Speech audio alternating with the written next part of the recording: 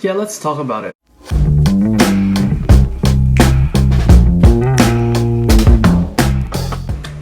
Hi guys! Welcome back to my channel. If you're new here, my name's Jason.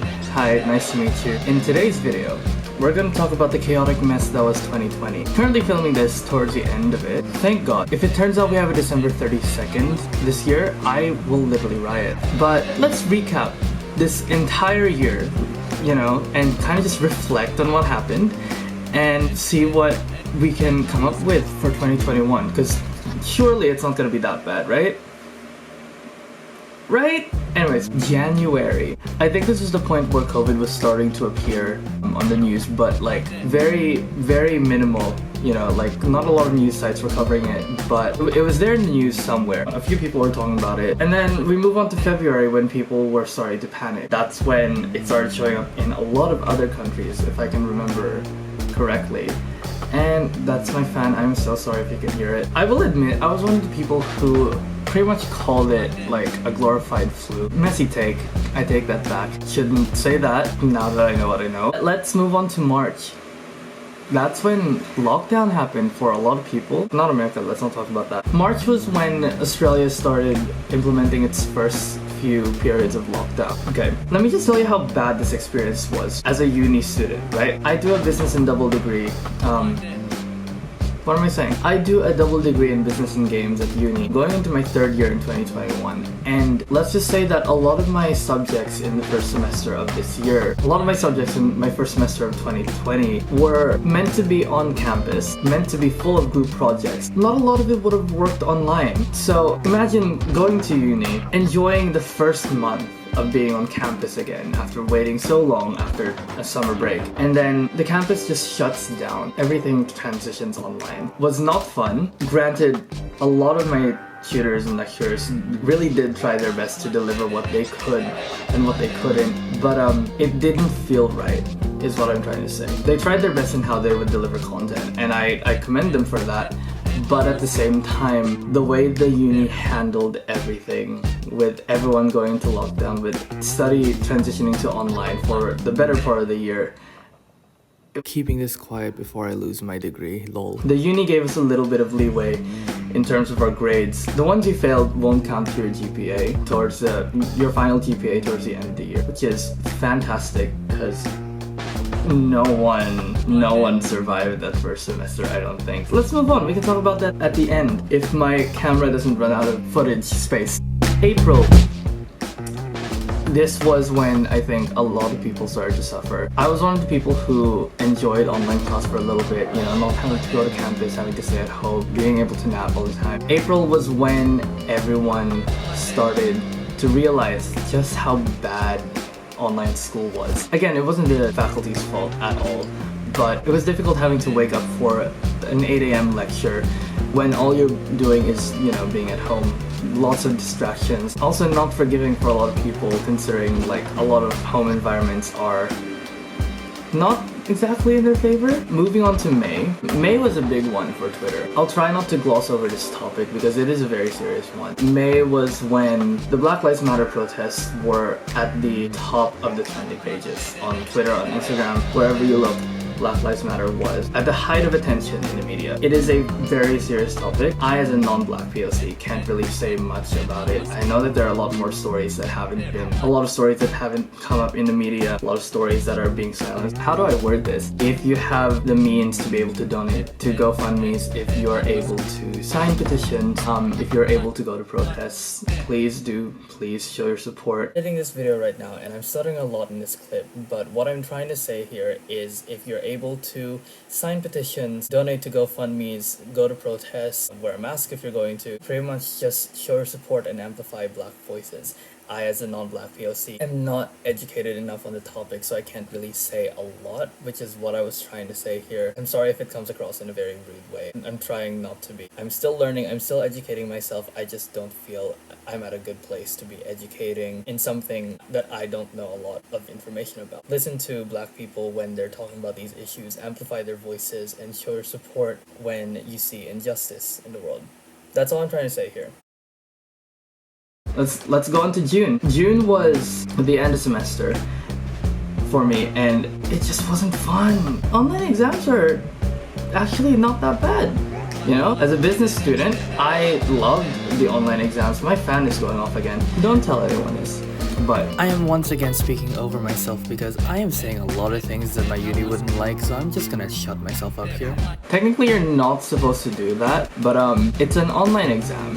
You can't really make it, you know, closed book. Unless you want to be the really weird type of uni who monitors where their students' eyes are averting to with their webcam, who monitors what's on their screen, and just being a general creep to kids' computers, because that's just strange. One of the things that I had to reflect on at the end of semester was a lot of units and a lot of students can benefit from online exams purely because of the fact that closed book exams for things like a multiple choice don't really make sense. Closed book exams for things like theory and discussion don't really make sense to me. At the end of the day, wherever you're getting an education, you're being tested for your memorization skill. I'm gonna talk about this in a later video when I start talking about studying, because that's what my channel's about now. But how you should approach education is really more about you need to be able to ask questions, you need to be able to seek out questions and seek out answers. That's how you retain information. I realized that towards the end of my second semester of 2020. It's helped a lot.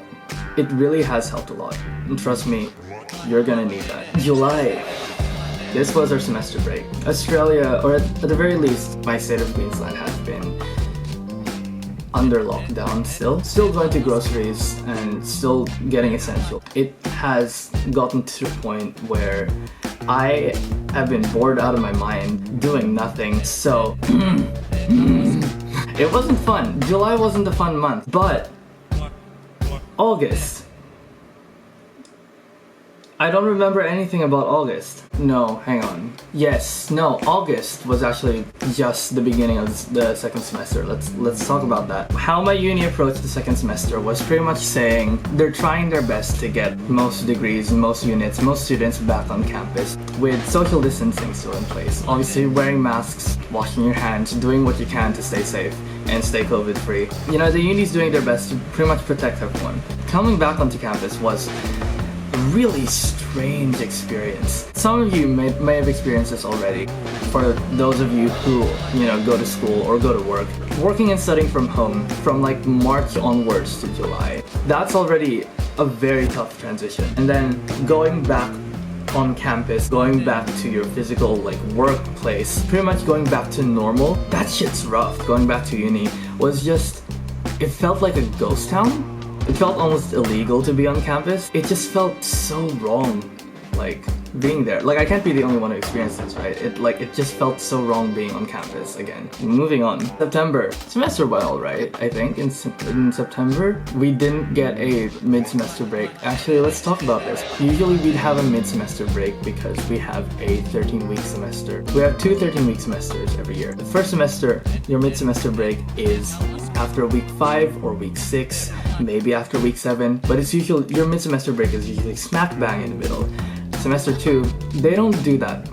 They don't do that until just before week 10. My uni likes to put people under duress. People were starting to get stressed. I was starting to get stressed, but I handled it, I think. October, I turned 21. By the time October rolled around, most of our lockdown laws have lifted. A lot of the regulations have eased a little bit, and people are now being able to go out for leisures, go out and have fun, invite some people over. I do feel bad for countries that aren't able to do that yet. I'm not looking at you, America. You know, it was fun. I went to I forgot what it's called, but I went to this restaurant where like, you know the ones where they like cook your food right in front of you, that kind of Japanese restaurant? I went to that for my 21st. That was a fun time. This restaurant was a little bit expensive, but also they were heavily social distancing, which I totally understand. Felt a little bit like royalty, just having me and my parents there at the one table. It was a vibe. The chef who cooked for us was really fun. It was also Filipino, which just made the vibe like a little bit easier. Yeah, turning 21 was fun. November. Got this done. Oh, I haven't talked about that. I have a mullet now. It was a journey getting that. Had a little bit of a disagreement with the hairdresser about how I wanted it. If you guys remember, I had really long hair. It was like nearly at my titties. She was just like, "Are you sure you want to keep the length at the back the same? You're gonna look like a bogan." Honestly, like, I just love the long hair. It's fun, it's freeing, it was enjoyable. Soon after I got that haircut, I went to Tangalooma. First proper holiday in a while. It was mostly for my mom and dad's wedding anniversary. Also my dad's birthday. Also felt really illegal being there because you were at a beach, you were at a resort, and you know, COVID lockdowns are still a thing, COVID laws are a thing, but had to fix up this when we came back because apparently I had split ends, but we're not going to talk about that. December. I'm filming this video in December right now actually. December was full of parties. A lot of our COVID regulations have eased up a lot. So Queensland is pretty much ready to open again. A lot of parties happened. I'm just looking at the viewfinder. I have like 40 seconds left. We're gonna transition to my phone. It's gonna be a hard transition to my phone, but you know what? I don't really care. Be right back. Let's get back to talking about December. Why does the phone audio sound like that? Like I said, December was full of parties. So most of these parties were really more about like the Filipino community here where I live. We went to a neighbor's kid's birthday party. It was joined for like the brother and the sister who are both of different ages. That was a time. Made a really good friend. B, if you're watching this, I don't think you are.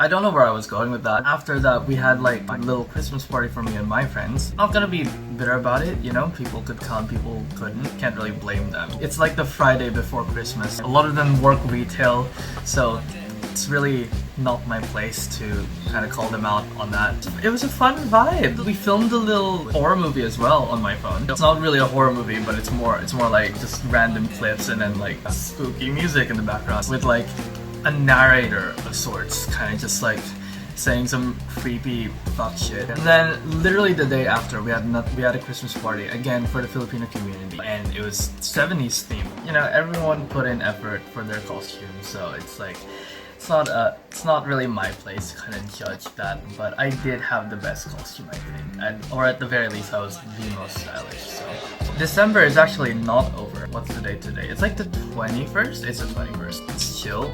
Yeah, that's the end of the video. Comment down below, how was your 2020? If it was shit, just say that. If there were any highlights, you know, while you were in lockdown, or if you're still in lockdown, comment down below what's been happening, what's the vibe, you know? Like, tell the class what's been going on in your life during this year, during this messy, fucked up year. And with that, see you guys in the next video.